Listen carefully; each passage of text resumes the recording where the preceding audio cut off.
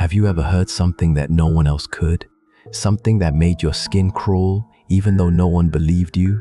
Because I swear to you, I never saw a Wendigo, not with my eyes. But I think I came close. Too close. A couple of years back, I was in Arizona, staying at my friend Derek's trailer just outside of Phoenix. There was nothing but dust, stars, and silence for miles. I was trying to escape everything, the city noise, the people, and the stress. I just needed a break. We were camped on a patch of land just outside of Phoenix, bordering this stretch of desert that seemed to go on forever. I've always found the desert eerie at night. Not just quiet, oppressively quiet. Like the world was pressing its finger to your lips and daring you to make a sound. That night, Derek had gone to bed early. His snoring permeated through the thin trailer walls. I stayed up late, scrolling mindlessly through my phone out on the back patio. When I heard it, at first I thought maybe I had imagined it. But then it came again. A sound cutting through the stillness like a knife. It was the sound of a child crying. At first, I thought it might be a coyote or some other desert animal mimicking a human voice.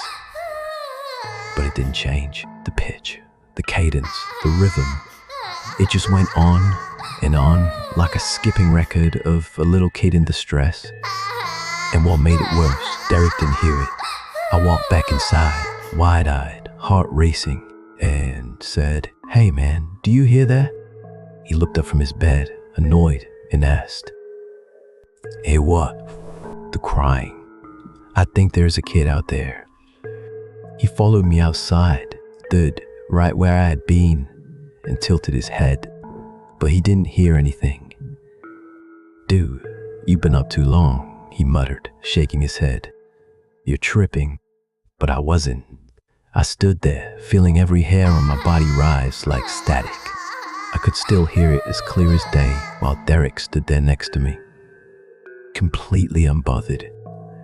I didn't sleep that night.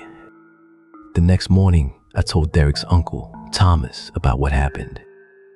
He was an older man who was accustomed to working construction in the area and lived nearby. He was one of those types who rarely talked about himself, but when he did, you listened. He leaned back in his chair, lit a cigarette, and stared out the window for a long moment before he said, "I've heard that sound too."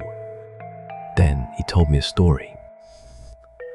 30 years ago, Thomas lived in a house that sat close to the edge of a reservation. People in the area had been going missing for years.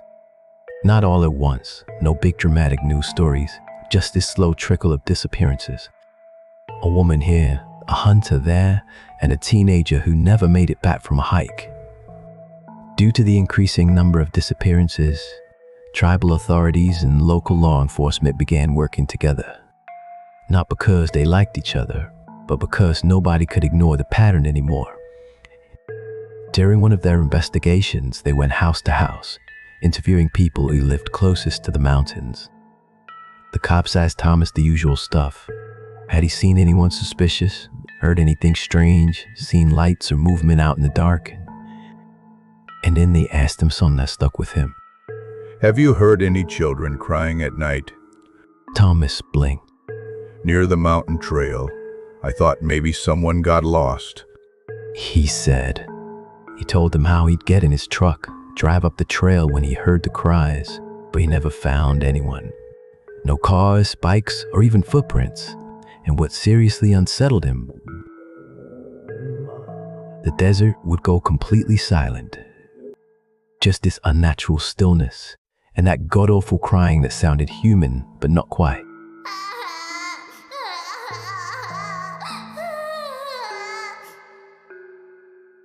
Then he told me about the night that changed everything. He was driving near the start of the trail one evening, around dusk, when he saw something lying just ahead on the dirt path. At first, he thought it was a deer, maybe hit by a car, and was limping. But as he got closer, his headlights caught it full on. It wasn't just injured, it looked wrong. Pale as bone, skeletal. He could make out antlers, but they weren't symmetrical. They curled like fingers. It looked like it was kneeling, front hoofs tucked beneath it, struggling to rise. Thomas said he got out of the truck, holding a flashlight, and instinctively reached into the cab for his rifle. The second he looked back up the trail, the thing was gone. It didn't run away. 1 second it was there, and the next it just vanished into thin air. That's when the smell hit him. It was like rotten meat mixed with copper and wet fur. Sticky and sweet, like death had been sitting in the sun. His eyes watered. He gagged hard and almost lost it right there in the dirt. Then came the sound. From somewhere impossibly close to the trees, he heard it. A child's cry, except it wasn't a child. He said it sounded like a wail coming from inside his truck, as if something had climbed in and was sitting in the back seat, breathing down his neck. He bolted, slammed the door shut, and reversed down the trail so fast he almost flipped the truck. He didn't stop until he hit the highway, and even then, he said he had to pull over and throw up in the ditch. That night, he didn't sleep. Not just because of what he'd seen, but because he kept hearing knocks, lights, rhythmic tapping on the windows. He lived alone back then. There was no one else there. When the officers returned the next day to follow up, he told them everything. They didn't laugh. They didn't even look surprised. Tomas said the tribal officer and the deputy looked at each other in silence, then said, "Please call us if it happens again." Before they left, Tomas asked, "Has anyone else seen anything like that?" The officer nodded. It was strange. Every home we visited had someone saying they heard a child crying outside, while others insisted they didn't hear a thing. Then he added something else. One other person saw something like what you just described, said it looked like a pale animal. Could have been a big cat, maybe a sick elk. But what shook Tomas most was what the officer said next. While interviewing the family of a missing girl, the mother mentioned that her daughter had been plagued by nightmares weeks before she vanished. She would wake up screaming about demon deers outside her window. She even drew pictures of them. Tomas asked if they had the drawings. The officer pulled out a Polaroid snapshot. It showed a crude but haunting drawing of a gaunt white creature with jagged antlers, thin limbs, and oversized red eyes. Its mouth was full of teeth. Behind it, a black hole or cave with shadowy hands reaching out of it. Tomas said it looked exactly like what he'd seen, except, thank God, he hadn't seen the teeth. He moved out just 2 days later. Didn't pack much, he just packed up and left.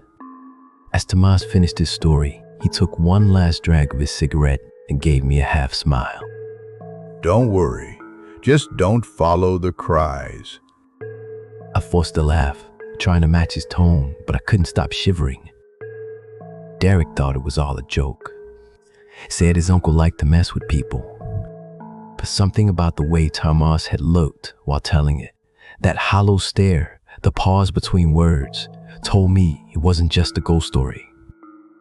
And the worst part, I still remember that night. Standing alone on the patio and listening to the desert cry.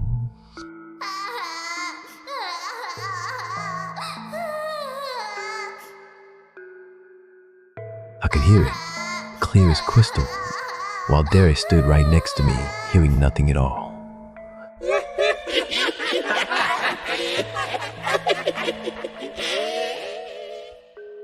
If you liked the story, remember to like, comment, and subscribe. This really helps us out.